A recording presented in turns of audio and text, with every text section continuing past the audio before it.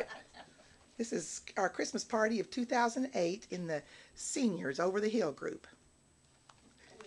Well, Bruce has brought his Wouldn't toy. necessarily say All that. right, now squeeze the hand to stop it, Bruce.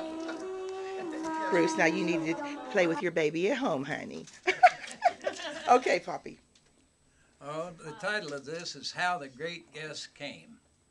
And today there's a tremendous building, church building, built in medieval times in honor of a fellow that was just a plain cobbler, shoe cobbler. But he had such love for his neighbors, and he did so many kind acts, and he is such an outstanding example of a Christ, follower of Christ, that they built this edifice for him after he'd passed on.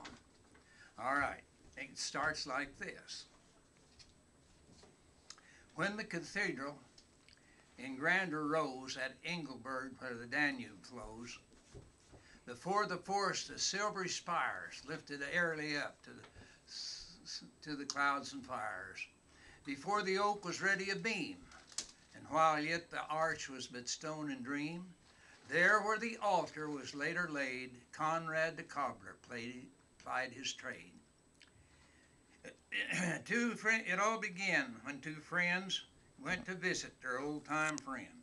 They found the shop so meager and mean, made gay with 100 boughs of green. Conrad was stitching, his face ashine, when suddenly he stopped and twitched a twine.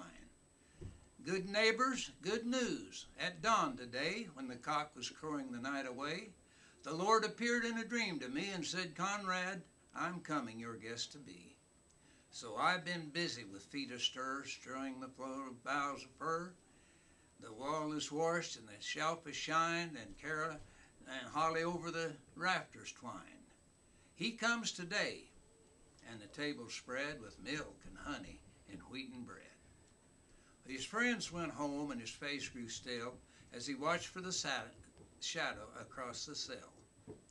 He lived the moments o'er and o'er when the Lord would come to his lowly door. The knock, the call, the latch lifted up, the shining face, the offered cup.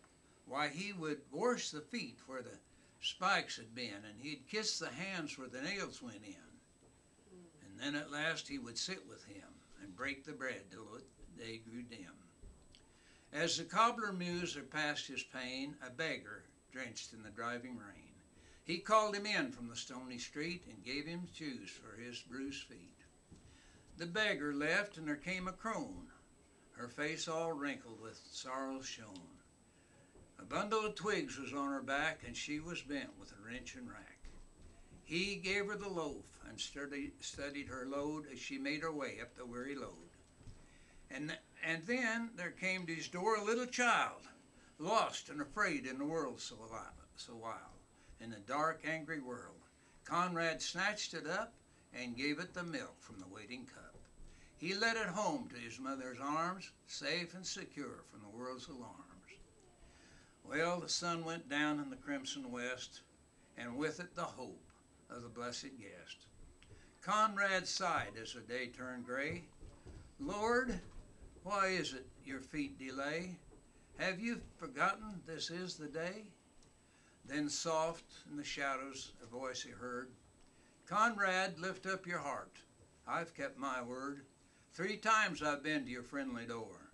3 times my shadow has been on your floor. Beggar with the bruised feet. And I was the woman you gave to eat. And I was a child on the homeless street. And that's how the great guest came.